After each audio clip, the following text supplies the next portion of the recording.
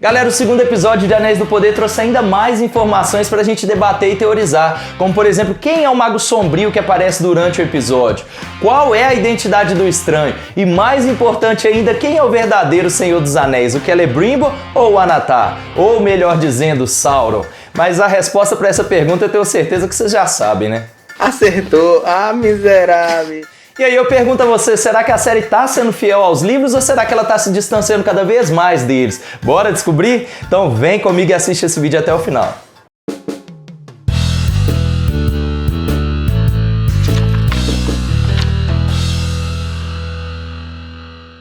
Fala galera nerd, eu sou o Emerson, sejam todos muito bem-vindos. Galera, esse segundo episódio meio que seguiu a mesma fórmula do primeiro, trazendo novamente 3 grandes arcos, sendo eles o arco dos elfos, o arco dos anãos e o arco dos pés peludos com o mago, e deixando um ganchinho ali pro terceiro episódio no final. E antes que vocês digam qualquer coisa aqui nos comentários, sim galera, no universo Tolkien, o plural de anão é anãos, tá? Então não tem nenhum erro de português aqui não, tá tudo certo, beleza? Mas enfim, continuando para esse vídeo ficar um pouquinho mais dinâmico, eu vou falar desses 3 arcos separadamente, assim como eu fiz no meu vídeo de análise do primeiro episódio, deixando o arco do mago com os pés peludos por último, tá? Até pra gente conseguir teorizar melhor o que a série tá planejando para cada um desses grupos. Inclusive, para quem ainda não viu o meu vídeo de análise do primeiro episódio, vou deixar ele aqui em cima no card, depois corre lá e dá uma conferida que tem muita coisa bacana, muito conteúdo extra, eu tenho certeza que vocês vão gostar. Agora sim, sem mais delongas, bora lá falar do primeiro arco desse episódio, que é os Anãos de Khazad-dûm.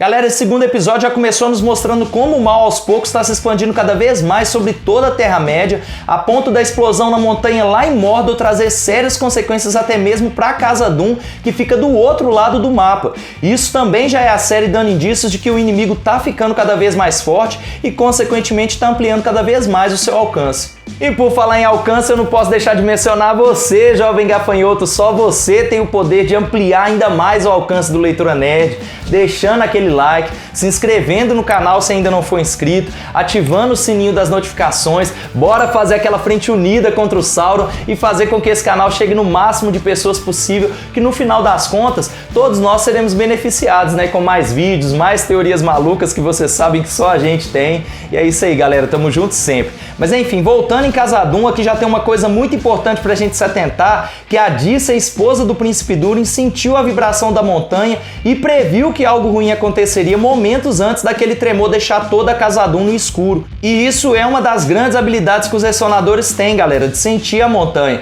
E que, segundo é mencionado pela própria Dissa posteriormente, essa habilidade foi dada pelo grande Aule, o construtor, para que eles sempre soubessem onde cavar e como cavar. E para quem não leu os livros ou não viu o meu vídeo do Sauron, vou deixar o link dele aqui em cima no card. Aule, o construtor, é um dos Valar mais importantes, galera. Foi ele quem criou as principais substâncias que formam Arda, né, que é como a gente chama o mundo nesse universo Tolkien. Além de ser o criador dos anãos, criador das correntes que foram usadas para aprisionar o Melkor. E como se já não bastasse, ele também foi o primeiro mestre do Mairon, que hoje a gente conhece como Sauron, muito antes dele ser corrompido pelo Melkor, que é o nome verdadeiro do Morgoth. E é claro que tem muito mais história por trás disso, mas eu acredito que com tudo que eu falei aqui já seja mais do que o suficiente para que vocês consigam entender quem foi o criador dos anãos desse universo. Mas vamos lá, voltando lá para Khazad-dûm, tem 2 coisas muito importantes a se atentar aqui para que depois vocês consigam compreender melhor o porquê dos anãos decidirem aceitar a utilização dos anéis,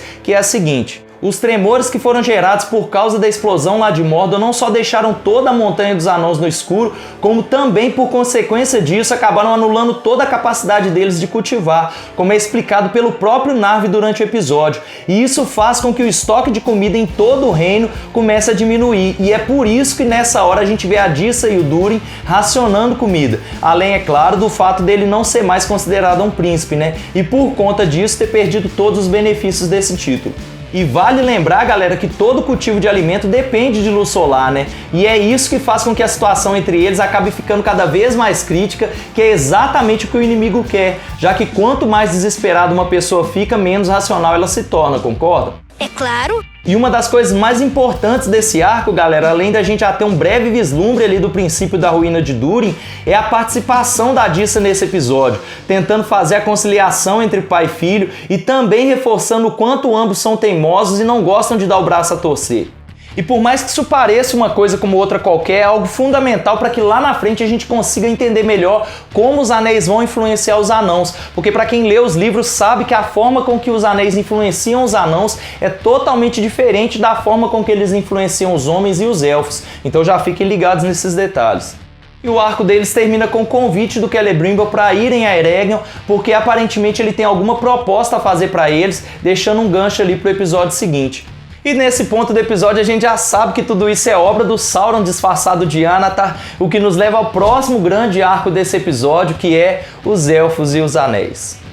Bom, galera, esse arco já começa com uma pequena demonstração dos poderes do Nenya, que é o anel que está sob posse da Galadriel, e aqui a gente já pode ver que uma das habilidades do anel é exatamente esse contato com o mundo invisível, e também a capacidade de ampliar a percepção da Galadriel, e consequentemente isso acaba dando para ela também a capacidade de ter vislumbres do que já está acontecendo e do que pode acontecer no futuro lá em Eregion. E o mesmo acontece com o Gil-galad, assim como é revelado pelo próprio Rei dos Elfos logo em seguida. E vale lembrar, galera, que os Anéis dos Elfos também sofrem a influência tanto do Sauron quanto do Um Anel, tá? A única diferença é que como eles não tiveram o toque direto dele e até esse momento na série Um Anel ainda não foi criado, os portadores ainda conseguem ter essa autonomia sobre os poderes dos anéis e por conta disso conseguem ter pequenos vislumbres dos planos do inimigo sem serem dominados por ele. Mas tudo isso muda quando Um Anel for criado, tá? Então já fiquem ligados. E paralelo a isso, nós vemos que o Sauron já está em Eregion, dando início ao seu plano e mexendo com a cabeça dos elfos, em especial com a cabeça da Myrdannia e do próprio Celebrimbor, e eu não preciso nem dizer onde isso vai parar, né? E é interessante que nessa parte também é mostrado o que aconteceu com os mensageiros que foram enviados para Eregion pelo Gil-galad e o porquê deles não terem chegado lá, já que a essa altura todos eles já estavam mortos. E isso só mostra o quanto o Sauron foi extremamente meticuloso no seu plano e pensou em cada detalhe para que ninguém atrapalhasse o seu plano. E caso vocês não tenham notado, esse lugar onde os mensageiros foram mortos é o mesmo lugar que nos trailers a Galadriel e o Elrond aparecem sendo encurralados por aquelas criaturas tumulares. Mas eu vou falar melhor sobre isso nos próximos vídeos. Enfim, para conseguir que o Gil-galad aceitasse mandar uma pequena tropa de elfos a Eregion para ver o que estava acontecendo por lá, a Galadriel precisava convencer o Elrond de que não estava sob a influência do Anel, o que era uma tarefa extremamente difícil, já que o próprio motivo para ela querer ir lá era exatamente por conta de uma visão revelada pelo Anel. Irônico, né? E claro, o Elrond não caiu no papo dela e além disso ainda reforçou que se um dia a amizade entre eles já significou alguma coisa para ela, que o melhor que ela poderia fazer ali naquele momento era ir embora. E claro, galera, pra gente que tá em casa assistindo meio que dá uma agonia porque a gente sabe que ela tá certa e o Sauron já está lá em Eregion dando prosseguimento aos seus planos, mas se vocês pararem pra pensar, o Elrond também tá certo em não confiar nos anéis e na influência que eles exercem sim sobre os seus portadores. A única diferença, como eu já falei aqui, é que como um anel ainda não foi criado, a única coisa que eles fazem nesse momento da série é ampliar as capacidades dos portadores. E, ou seja, até esse momento tudo depende das mãos que estão utilizando eles.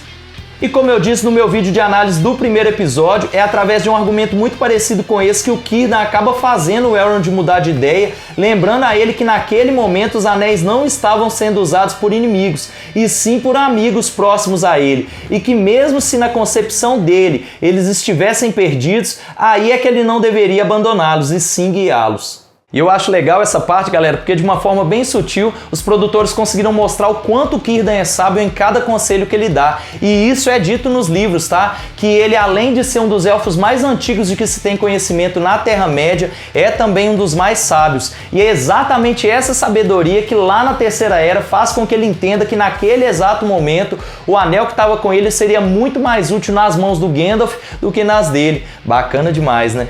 E uma última curiosidade dessa parte é que ele menciona um poeta bêbado chamado Rúmio, e nos escritos do Tolkien sobre a Terra-média e até mesmo no Silmarillion existe sim um elfo de nome Rúmio, que aparentemente foi o criador da primeira forma de escrita dos elfos, e também o responsável por vários escritos importantes sobre a criação do mundo. Mas o fato é que a história desse elfo é muito vaga e confusa até mesmo nos escritos do Tolkien. E como a série meio que deixou essa parte em aberto, a gente fica sem saber se eles estavam falando do mesmo personagem. Mas o que vocês acham? Comentem aí. E voltando lá para Eregion, temos o Celebrimbor mostrando para Myrdania uma de suas invenções mais brilhantes e que vai ter um impacto muito grande nos acontecimentos futuros, que é a substância que ele mesmo criou e batizou com o nome de Ithildin. Para quem não sabe ou não entendeu esse momento da série, galera, essa substância só pode ser vista sob a luz das estrelas e da lua, e é com ela que é feita aquela mensagem que aparece nos portões de Durin, que é mostrada lá no filme do Hobbit. E pô, galera, é muito massa a gente ver essas conexões acontecendo, né? Fala sério, dá um ar ainda mais de que a série tá no caminho certo, apesar dos seus altos e baixos, mas que eles estão acertando muito mais do que estão errando. Mas assim, essa é a minha opinião, tá? Comentem aí o que vocês acham.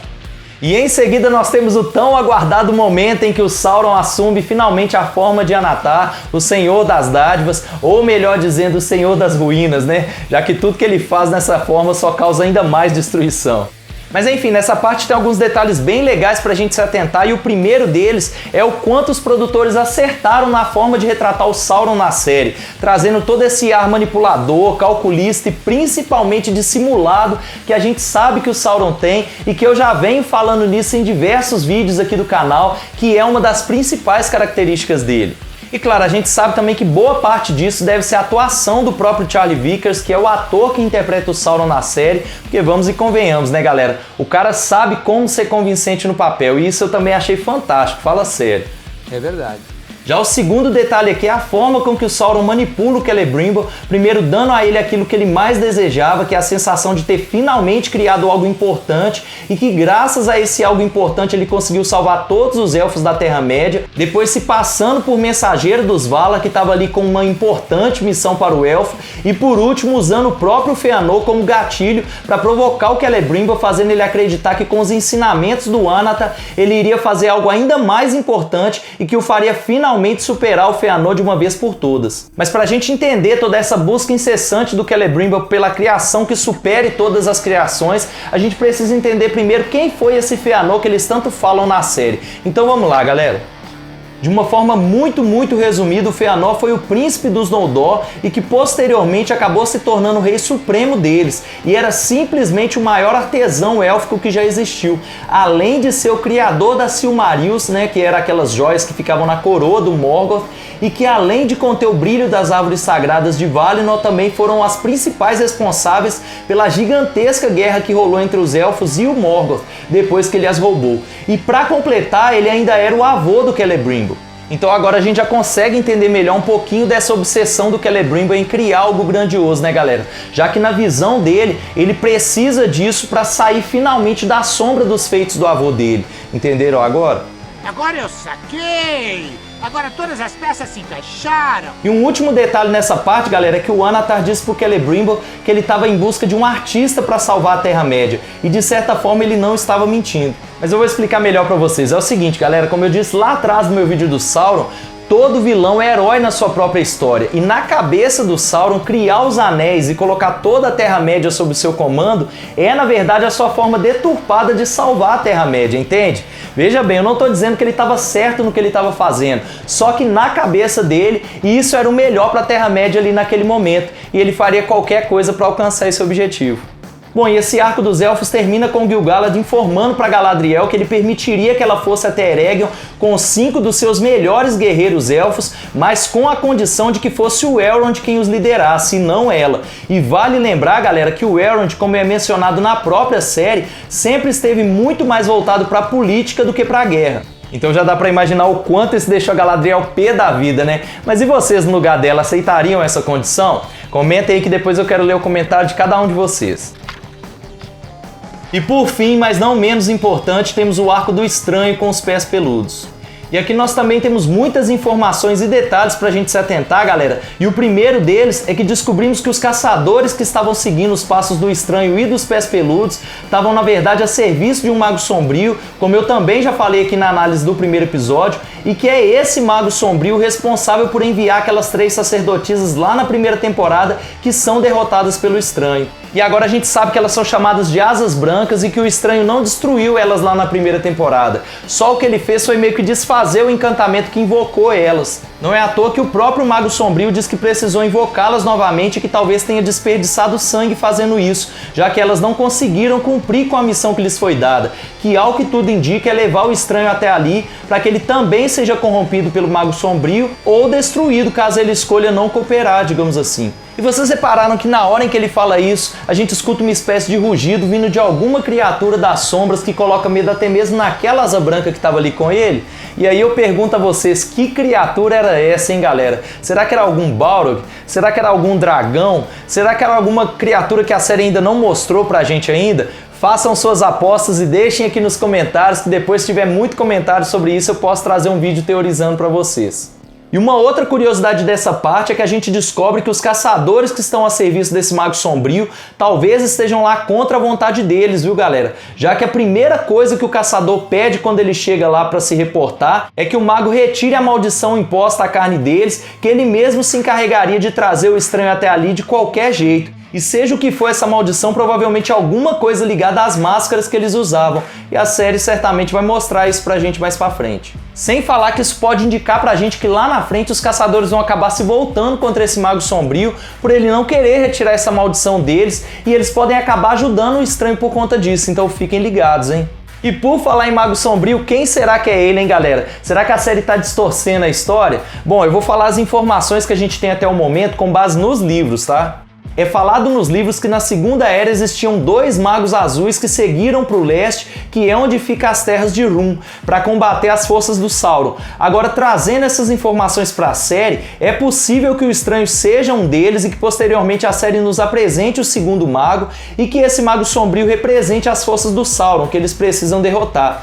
Lembrando que a previsão é de que a série tenha 5 temporadas, galera, então daria perfeitamente para que posteriormente eles apresentassem o segundo mago aí pra gente. Ah, Emerson, mas eles vieram juntos. Pois é, galera, mas aí a gente tem que teorizar, tá? Levando em consideração que o próprio Tolkien deixou pouquíssimas informações sobre os Magos Azuis e que a série trata-se de uma adaptação do trabalho dele, muita coisa pode mudar ou simplesmente ser interpretado de uma outra forma. Por exemplo, o Estranho pode ser de fato o Gandalf e a série posteriormente vai trazer os Magos Azuis de uma outra forma, entende? Enfim, o que eu quero dizer é que quando você tem brechas para alterar a história, muita coisa pode acontecer. Mas vamos teorizar aqui, quem que vocês acham que é o Estranho? E quem que vocês acham que é o Mago Sombrio? Bom, pelo menos o Estranho, se eu tivesse que apostar, eu diria que é o Gandalf. Mas o que vocês acham? Comentem aí que se tiver muito comentário eu também posso trazer um vídeo sobre isso. Inclusive, até mesmo a série brinca com a identidade do Estranho o tempo todo, como por exemplo no momento em que a Nori começa a dizer vários nomes diferentes em voz alta para tentar achar algum que combine melhor com ele. Mas é claro, como o próprio Estranho diz, um nome não é algo que possa ser dado, é algo que já é seu. E só isso já nos mostra que a gente pode esperar que em algum momento da série o nome dele vai ser de fato revelado. Agora, em relação àquela fonte que eles encontraram no meio do deserto e o próprio cajado improvisado que é idêntico ao dos sonhos dele, vocês repararam que tudo isso parece que foi arquitetado por alguém ali para que acontecesse exatamente dessa forma? Não. É importante lembrar, galera, que eles estavam seguindo por um outro caminho e que por conta dos caçadores eles acabaram meio que sendo obrigados a seguirem por essa direção. E é exatamente ao fazer isso que eles encontram essa fonte e que ele descobre que aquele era o cajado que aparecia nos sonhos dele. Ou seja, em outras palavras, eu acredito que isso não é mera coincidência, que de certa forma ele meio que está sendo guiado ali por algum poder superior, né, para poder cumprir o destino dele. Agora, que destino é esse? A gente só deve descobrir isso mais pra frente, mas já fica aí a pulguinha atrás da orelha. E o arco deles termina com o Estranho se separando da Nori e da Papola, deixando também um gancho pro próximo episódio. Galera, as análises aqui do canal estão um pouquinho atrasadas, mas logo a gente já fica com tudo em dia, beleza? Então não deixe de assistir a cada um dos vídeos que eu postar aqui pra vocês. Bora maratonar todos os vídeos aqui do canal, porque como vocês viram, eu sempre trago conteúdos extras, muitas nerdices, muitas teorias malucas pra gente poder debater. E eu tô deixando aqui embaixo também vários links de livros do Tolkien, tá? Pra vocês, pra quem quiser conhecer um pouquinho mais desse universo. E comprando por esses links, vocês já ajudam o canal a crescer. Então já sabe, né? Deixa aquele like, se inscreve no canal se não for inscrito, ativa o sininho das notificações e compartilha o vídeo para ajudar, beleza? Tamo junto sempre, galera. Valeu, falou, fui!